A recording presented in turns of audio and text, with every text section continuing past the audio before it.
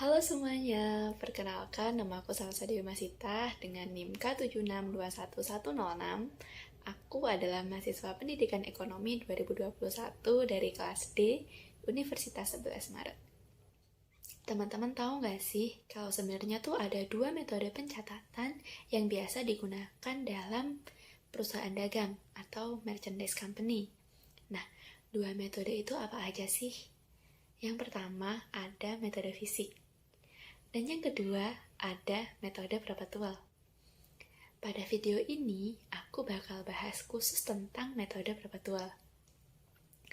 Nah, jadi kalau suatu perusahaan dalam pencatatannya itu menggunakan metode perpetual, kalau ada pembelian atau purchase, terus kalau ada penjualan atau sales, itu bakal masuk ke dalam satu akun yang namanya persediaan barang dagang atau yang disebut dengan merchandise inventory.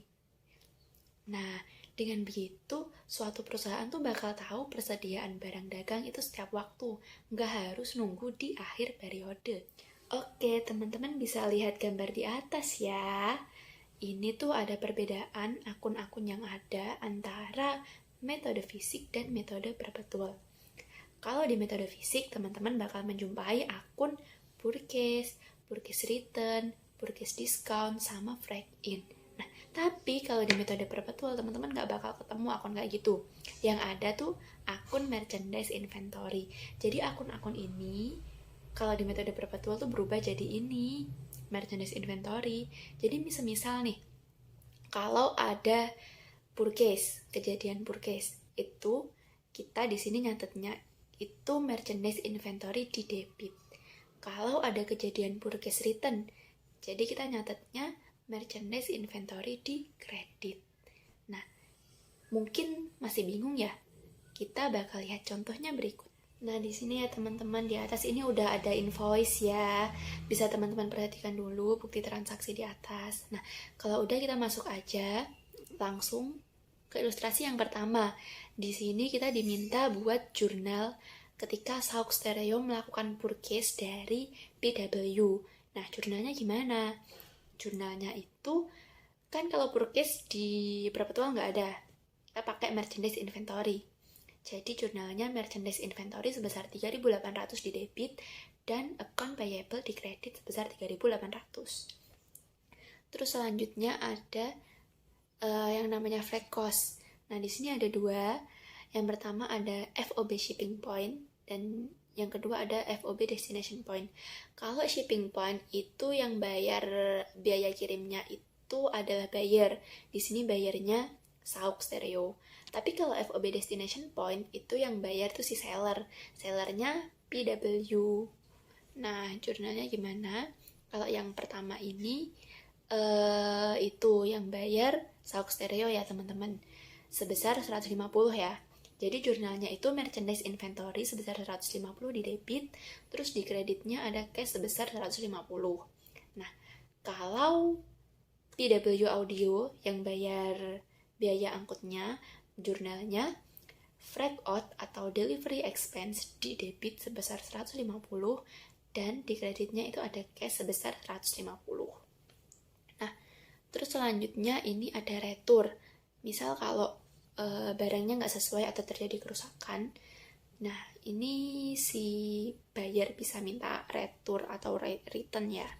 Nah, di sini Sauk Stereo itu minta retur sebesar berapa? Sebesar 300. Jadi jurnalnya itu ada account payable di debit sebesar 300 dan merchandise inventory sebesar 300 di kredit. Nah, selanjutnya ini ada tentang purchase discount. Ini itu ya, teman-teman bisa lihat materi yang term atau syarat. Nah, kalau di sini tuh kita syaratnya 2/10 N per 30. Nah, di sini Sauk Stereo kan di awal tadi kan bayarnya 3.800, terus kena retur 300.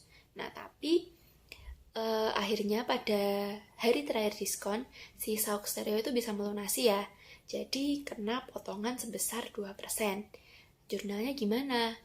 Nah, jadi di debit ini ada account payable sebesar 3.500, Terus di kreditnya ada cash sebesar 3.430 dan merchandise inventory sebesar 70. 70 ini diperoleh dari 2%-nya dari 3.500. Nah, tapi teman-teman, kalau si Sauk Stereo ini nggak mendapatkan diskon atau dia bayarnya lebih dari 10 hari, jurnalnya bakal kayak gini.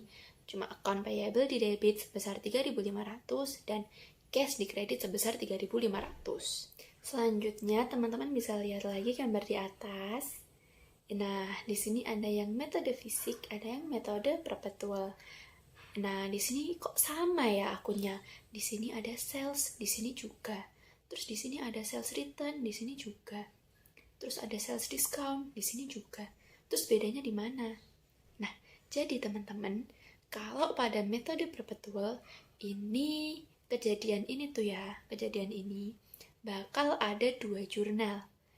Nah, jurnal apa sih? Memunculkan akun apa aja?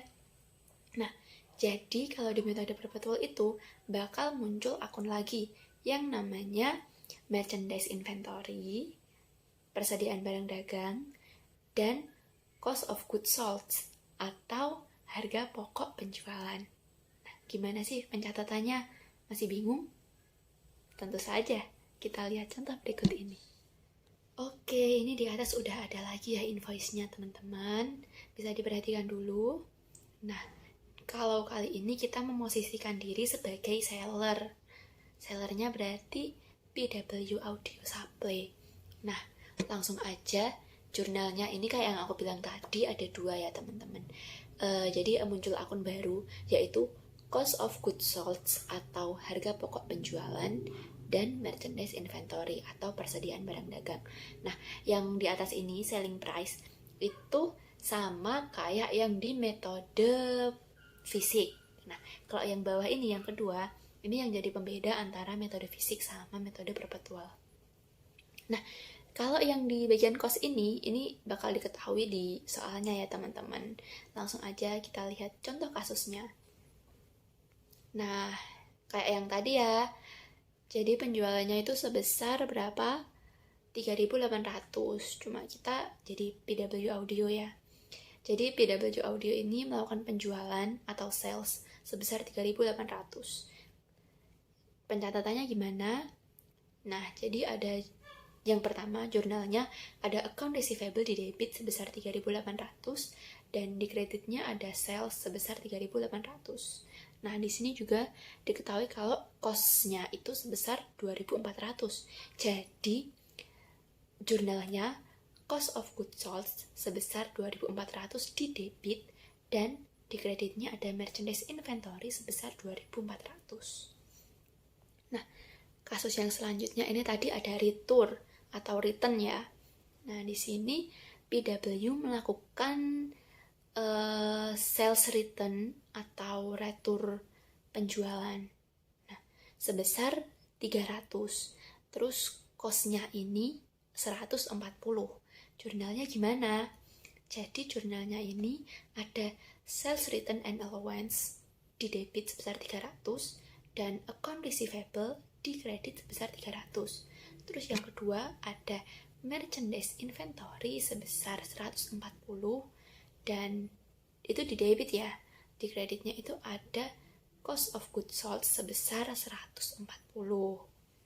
Nah, selanjutnya yang terakhir ini ketika yang tadi kan ya, yang di awal kan 3.800.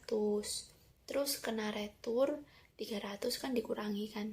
Jadi sisa 3.500. Tadi kan dapat diskon ya teman-teman si Sauk Stereo. Nah, kalau dari sisi PW itu jurnalnya gimana? Jadi si PW itu menerima cash di debit sebesar 3.430 dan sales discount 70. Dihitungnya dari itu tadi 3.800 dikurangi 300, hasilnya berapa, terus dikali 2%, dan di kreditnya ada account receivable sebesar 3.500. Oke, mungkin itu aja yang dapat aku sampaikan. Kalau ada kesalahan, mohon koreksinya. Dan makasih udah nonton videoku sampai selesai. Bye-bye.